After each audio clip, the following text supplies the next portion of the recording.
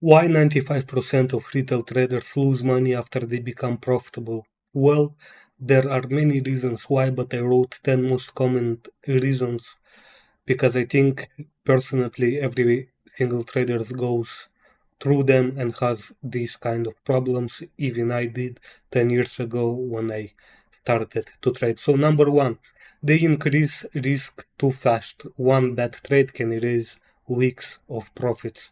So you need to be consistent with your risk management because to be consistently profitable, you need to be consistent in everything, not only in taking trades or taking trades based on your strategy, but also taking the same risk management. So if you're risking 1 or 2% per trade, then continue doing so. Do not increase it to 10% because a lot of people also use leverage and that may ruin weeks or months of progress. Even though I think that leverage is your best friend if you do know how to trade and your worst enemy if you do not know how to trade. Okay, so be consistent with your risks. Number two, they become overconfident. Success makes them think they can't lose. So being overconfident makes you also take too many trades and thinking that you are the god of trading. Okay, so you want 2 3 trades in a row and you get this fake confidence that now you can make 7 8 trades profitable in a row. So you need to be confident in trading, that's true, but not overconfident. You don't need to be cocky because trading and the chart is very, very manipulative, and oftentimes the market can manipulate you into becoming confident before you're raising everything. So be confident when you are taking trades, know what you are doing, but don't lose yourself to overconfidence. Number three, they stop following their plan. They start taking trades that they don't meet their rules.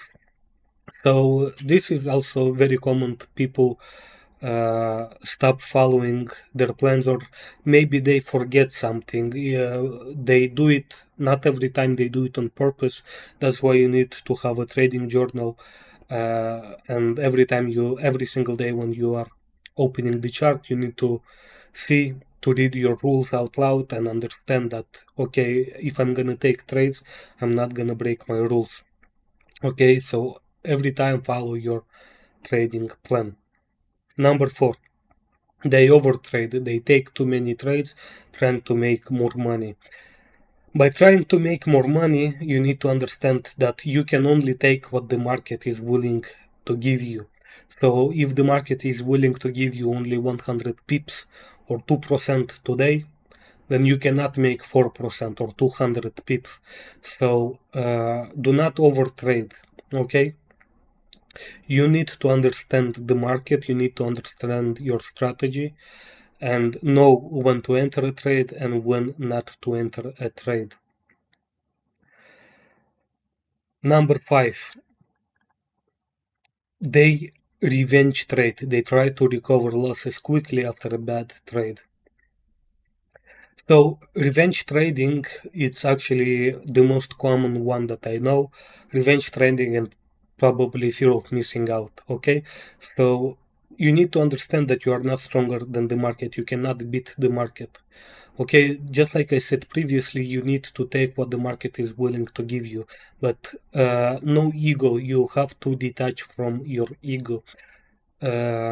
Also, psychology is very important, but about that we're gonna speak in another video, so you better subscribe to know. So, do not revenge trade. Keep in mind that you need to take only what the market allows you or gives you, okay? Number six, they abandon their strategy. A few losses make them switch systems too soon. Oftentimes people don't really do this on purpose because sometimes they forget about some stuff from their strategy, and it's okay, but you also don't need to hop from one strategy to another. My personal opinion is that the best kind of strategy is when you are using a combination of different strategy instead of using only ICT or only supply and demand classical. You can use everything in combination together to actually take trades against the retail traders. So do not abandon your strategy. If so, it will be better to actually try to add more bricks, continue creating your strategy better. Okay. Number 7, they remove stop losses. They hope losing trades will come back instead of managing risk. Well, this one, wow, this one is actually very important. This, I don't know how many times I saw people on the internet losing just because they remove their stop losses. You place a stop loss because you understand that if the market will go against you, this is how much you allow yourself to lose. If you remove that stop loss, that means that initially you cannot allow yourself to lose that amount.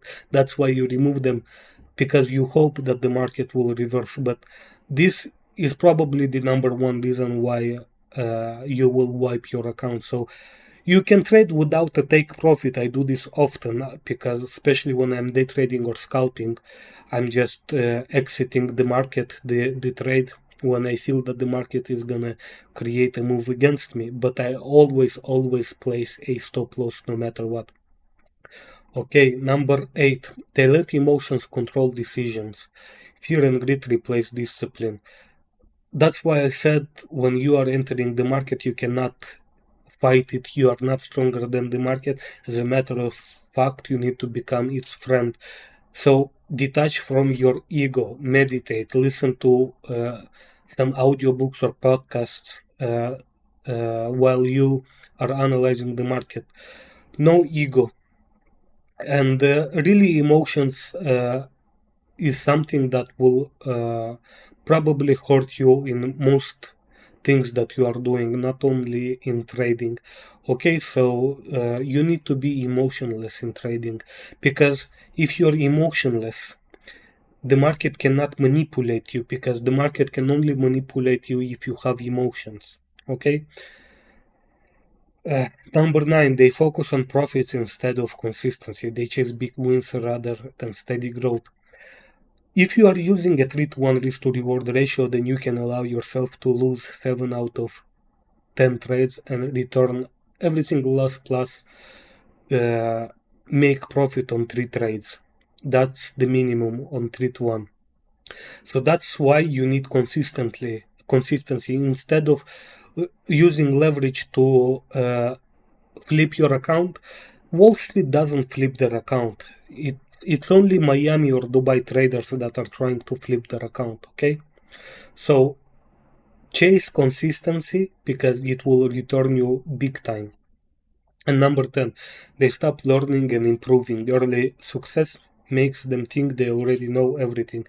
I have been in this trading business for over 10 years, and I have also worked as a forex broker. Yes, I do have experience in working as a broker. I know how the industry operates from inside. I know market makers personally, and I still continue learning.